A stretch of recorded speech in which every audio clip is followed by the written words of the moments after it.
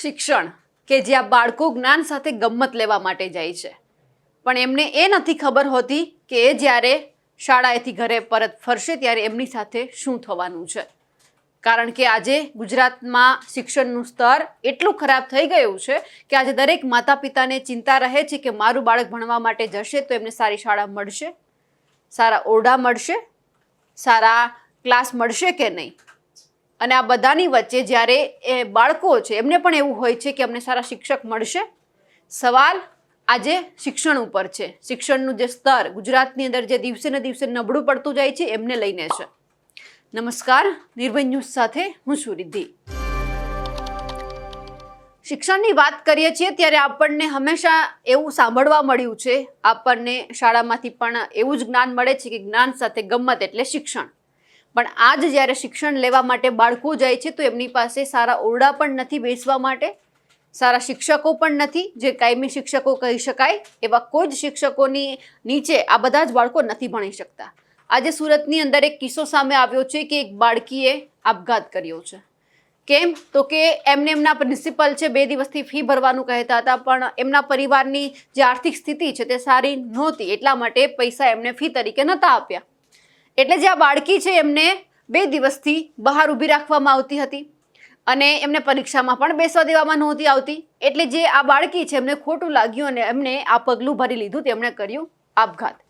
સવાલ એ છે કે આપણું આટલું શિક્ષણનું સ્તર નીચે ગયું છે કે જે પ્રિન્સિપાલ છે એમને આટલા પૈસાની શું જરૂર પડી કે એમને દીકરીને બહાર ઊભી રાખી? કારણ કે બધા બાળકોની સ્થિતિ એક સરખી નથી હોતી. ઘણા લોકોને સીધું મન ઉપર લાગી આવે છે. એ બાળકો છે, કોઈ મોટા વ્યક્તિ હોય તો આપણે એમને સમજાવી શકીએ, પણ બાળકોને સમજાવવા માટે તેમની સાથે એક બાળક બનવું પડે જે શિક્ષકો સારી રીતે જાણે છે. પણ ખબર નહીં અહીંયા એવું શું થયું કે દીકરી ઉપર જેમને 2 દિવસ બહાર ઊભી રાખવામાં આવી અને દીકરીને એવું થઈ ગયું કે મારી સાથે કંઈક ખોટું થયું છે અને એમણે આ પગલું ભરી લીધું. સવાલ આવે છે એટલા માટે પ્રફુલ્લ પાનસેરિયા સાહેબ ઉપર, કારણ કે તેઓ શિક્ષણ મંત્રી છે, અને એમની સાથે કુબેર ડિંડોર સાહેબ ઉપર પણ, કે જ્યારે આવી ઘટનાઓ બને છે ત્યારે તેઓ કેમ કડકાઈથી એક્શન નથી લેતા. કારણ કે એક વખત જો આવું બને છે તો બીજી વખત આવું બનતા વાર નથી લાગતી. આજે સુરતમાંથી જ કિસ્સો સામે આવ્યો છે, બાળકી સાથે આ બન્યું છે. જ્યારે આવા કિસ્સા આપણી સામે આવે છે ત્યારે આપણને એવું લાગે છે કે ખરેખર આ આપણું ગુજરાત છે, આપણા ગુજરાતમાં આવું શિક્ષણ મળે છે. આપણે એક તરફ કહીએ છીએ કે આપણો દેશ આગળ વધી રહ્યો છે, આપણું ગુજરાત આગળ વધી રહ્યું છે, ગુજરાત વિકાસની હરણફાળ ભરી રહ્યું છે શિક્ષણ ક્ષેત્રે. પણ જ્યારે આ બધું જોઈએ છીએ ત્યારે એવું લાગે છે કે આપણું શિક્ષણનું સ્તર હજુ પણ નીચે છે. તમે આદિવાસી વિસ્તારમાં જાઓ તો તમને ખબર પડશે કે ત્યાંના બાળકો કઈ રીતે ભણે છે. એક ગામથી બીજે ગામ શાળાએ જવું હોય તો તેમને ચાલીને જવું પડે છે, બસની સુવિધા નથી. અને જો રસ્તા પણ ક્યાંક તો સારા પણ નથી, ક્યાંક નદી ઓળંગીને જવું પડે છે, નદીનો કોઈ નાનો સાંકડો પટ્ટો હોય છે એમાંથી ચાલીને જવું પડે છે. ચોમાસું હોય તો પણ આ બાળકો ભણવા માટે જાય છે. અને આપણે જ્યારે શિક્ષણની વાત કરતા હોઈએ કે મારું ગુજરાત તો આટલે બધે છે, પણ આ બધું જ્યારે જોઈએ છીએ ત્યારે એવું જ લાગે છે કે હજુ ગુજરાતમાં શિક્ષણનું સ્તર નીચું છે, 0 ઉપર છે. જેટલો વિકાસ આપણે ગુજરાતનો અત્યારે થઈ રહ્યો છે એટલો શિક્ષણ મુદ્દે નથી થઈ રહ્યો. અને જ્યારે શિક્ષણની વાત આવે છે ત્યારે જે આપણા શિક્ષણ મંત્રી છે કુબેર ડિંડોર છે તે પણ ખાલી વાહવાઈ લૂંટીને જ જતા રહે છે. ખાલી કહી દે છે કે હા અમારી સરકાર છે એ ધ્યાન આપે છે, શિક્ષણ ક્ષેત્રે ધ્યાન આપે છે કે જે સારું શિક્ષણ ગુજરાતના બાળકોને મળવું જોઈએ. મળે છે, પરંતુ ખાલી મહાનગરોના જે બાળકો છે એમને જ મળે છે. બાકીના બાળકો હજુ પણ શિક્ષણની, સારા શિક્ષકની અને સારી શાળાની રાહ જોઈ રહ્યા છે. એવું જ કંઈક અત્યારે જે જસદણ પંથક છે, જે કુંવરજી બાવળિયા જે કેબિનેટ મંત્રી છે એમના વિસ્તારની પણ આવી જ કંઈક દશા છે. આપણે કંઈ દૂર સુધી જવાની પણ જરૂર નથી. આપણે આપણા નજીકના વિસ્તારની જો વાત કરીએ તો એમાં પણ એવું જ છે. કેબિનેટ મંત્રી છે સાહેબ કુંવરજી બાવળિયા, એમના વિસ્તારમાં જે આધ્યા અને કુંદણી 2 પ્રાથમિક શાળા છે ત્યાંના બાળકો માટે સારી શાળા છે જ નહીં, ઓરડા છે જ નહીં, એક મંદિરમાં બેસીને ભણવું પડે છે. છેલ્લા 1 વર્ષથી આ તમામ બાળકોની આવી દશા છે. ચોમાસું હોય, ઉનાળો હોય, શિયાળો હોય, આ બાળકોએ બહાર બેસીને ભણવું પડે છે. હવે જ્યારે આટલી ગ્રાન્ટ મળતી હોય, શિક્ષણ ક્ષેત્રે આટલો ફાળો મળતો હોય, તેમ છતાં તમામ બાળકોને આ રીતે ભણવું પડે એટલે આપણે સમજી શકીએ કે આપણું ગુજરાત તો આટલું જ આગળ છે. અને જ્યારે વાત આવે છે શિક્ષણની ત્યારે કુબેર ડિંડોર હંમેશા એવું કહે છે કે થઈ જશે, સારી શાળા છે, સારા શિક્ષકો છે, સારા ઓરડા છે. પણ સાહેબને એ નથી ખબર કે ખાલી ફક્ત મહાનગરપાલિકા જે છે, મહાનગરો છે, એમના જ 2 થી 3 જે જગ્યા છે ત્યાં જ સારું છે. બાકી બધે જ શોભાના ગાંઠિયા સમાન તમારી શાળાઓ અત્યારે બંધ પડી છે. તૂટેલા ઓરડા છે, છત પણ તૂટેલી છે, તેમ છતાં બાળકોને ભણવું છે એટલે વૃક્ષ છે તેમની નીચે બેસીને પણ ભણે છે. તમને અનેક વખત રજૂઆત કરવામાં આવે છે પણ તમે સાંભળતા નથી. સાંભળો છો તો એક જ શબ્દ તમારી પાસેથી નીકળે છે કે થઈ જશે. પછી એ ક્યારે થવાનું છે તમને પણ નથી ખબર હોતી. એવું જ કંઈક અત્યારે આ બધું બની રહ્યું છે. જે રીતે આધ્યા અને જે કુંદણી પ્રાથમિક શાળા છે તેમની વાત કરી, કેટલા બધા બાળકોએ પોતાના પ્રિન્સિપલને વાત કરી હશે, એમણે સરપંચને વાત કરી હશે, સરપંચે ઉપર લેવલે પણ વાત કરી, પણ કોઈ સાંભળતું જ નથી. થઈ જશેનું એક જ રટણ કરવામાં આવે છે અને આ જ રટણમાં ને રટણમાં બાળકો મજબૂર થઈને આવી જગ્યા ઉપર ભણવા બેસે છે.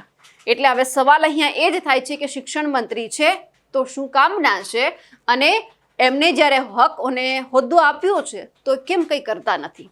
જ્યારે આ દીકરીએ આપઘાત કર્યો ત્યારે પ્રફુલ્લ પાનસેરિયા સાહેબને પણ કહેવાનું કે સુરતના છો તો એક વખત એ પરિવારની મુલાકાત લેજો.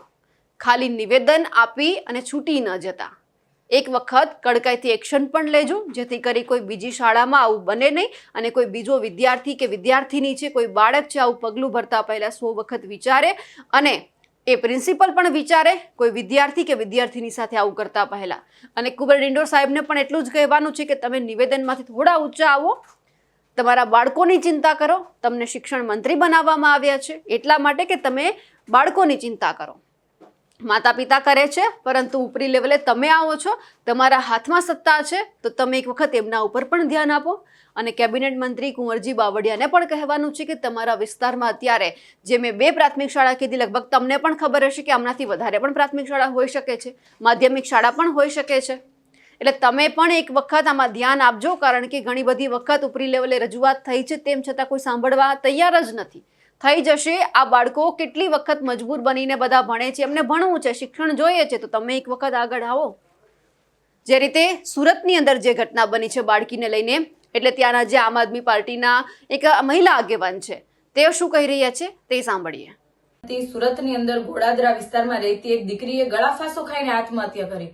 આટલી નાની ઉંમરમાં આત્મહત્યા કરી કારણ કે એમને જેમ એમના પરિવારે જણાવ્યું એ પ્રમાણે કે સ્કૂલની અંદર એમને માનસિક અને ટોર્ચર કરવામાં આવતું, સ્કૂલમાં ફી સમયસર નહોતી ભરાઈ જેના કારણે દીકરીને 2 દિવસ સુધી ટોયલેટની બહાર ઉભી રાખવામાં આવી, સાથે સાથે પરીક્ષામાં પણ ના આપવા દીધી. તો આવી રીતના માનસિક ત્રાસ આપવામાં આવતો હતો સ્કૂલ તરફથી, જેના કારણે અંતે કંટાળીને દીકરી આત્મહત્યાનું પગલું ભર્યું છે. ખરેખર જે શાળાની અંદર જે બાળકોના ઘડતર માટે આપણે આપણા બાળકોને મૂકતા હોઈએ, આપણા દેશના ભવિષ્યની વાત કરતા હોય, પરંતુ જયારે આપણું બાળક જ શાળાની અંદર સુરક્ષિત નથી, એમને માનસિક ત્રાસ આપવામાં આવે છે, તો કઈ રીતના આપણે ઘડતરનો પણ વિચાર કરી શકીએ. તો અમારી એટલી જ માંગણી છે કે આ શાળાના સંચાલકો સામે કાયદેસરની કાર્યવાહી થાય, યોગ્ય રીતે તપાસ થાય અને જે કોઈ આ ઘટના પાછળના જે જવાબદાર છે, આ ગળાફાંસો દીકરીએ ખાધો છે એના પાછળના જે કોઈ જવાબદાર છે એમના સામે કાયદેસરની કાર્યવાહી કરવામાં આવે, જેના કારણે ભવિષ્યની અંદર આવી કોઈ દીકરી કે દીકરો કોઈ આત્મહત્યા તો દૂરની વાત છે પણ માનસિક ત્રાસથી પણ ના પીડાય. જેના કારણે અત્યારે આવી યોગ્ય કાર્યવાહી કરવામાં આવશે તો ભવિષ્યમાં આવી કોઈ ઘટના નહીં બને, કોઈ પરિવારે પોતાનો દીકરો અથવા દીકરી નહીં ગુમાવી પડે. પરંતુ જો આ કાર્યવાહી માત્ર ને માત્ર દેખાવ પૂરતી થશે તો ભવિષ્યમાં આવી ઘટનાઓ ઘટવામાં વાર નહીં લાગે. એટલે અમારી હાથ જોડીને એટલી જ વિનંતી છે કે આ શાળા સંચાલકો સામે કાયદેસરની કાર્યવાહી કરવામાં આવે, એમની સાથેના રાજકીય લોકો માનો કે જોડાયેલા હોય, ભલામણ હોય, તમામ વસ્તુ નજરઅંદાજ કરીને એમના પાછળ કાર્યવાહી કરવામાં આવે, જેથી એવી કોઈ ઘટના બીજા કોઈ પરિવારના દીકરા દીકરી સાથે ના બને. જય હિન્દ. અત્યારે જે રીતે ગુજરાતનો વિકાસ થઈ રહ્યો છે તમે પણ જોઈ રહ્યા છો, અને ખાસ કરીને એમાં એ પણ સામે આવે છે કે કોઈ પણ ક્ષેત્ર હોય, પછી શિક્ષણનો મુદ્દો હોય, રમતગમત ક્ષેત્રે હોય, કે આપણું ગુજરાત આગળ વધી રહ્યું છે, પણ જે શિક્ષણનું સ્તર અત્યારે નીચું ગયું છે એમાં આપણે જો કોઈને દોષિત ઠેરવીએ તો એ છે આપણા શિક્ષણ મંત્રીઓ. કારણ કે અનેક વખત જે ઉમેદવારો છે જેમને શિક્ષક બનવું છે, કેટલી વખત રજૂઆત કરી ચૂક્યા છે, વિરોધ કરી ચૂક્યા છે, આંદોલન કરી ચૂક્યા છે, તેમ છતાં ખાલી એક જ જવાબ મળે છે, કરી લઈશું ને થઈ જશે. અને બાળકો હજુ પણ એક આશા સાથે બેઠા છે કે એમને કાયમી શિક્ષક મળે. અમારા અહેવાલને લઈને આપનું શું કહેવું છે કમેન્ટ કરીને ચોક્કસથી જણાવજો. સાથે જ અમારી નિર્ભય ન્યૂઝ ચેનલને લાઇક, શેર અને સબસ્ક્રાઇબ કરવાનું ભૂલશો નહીં. નમસ્કાર.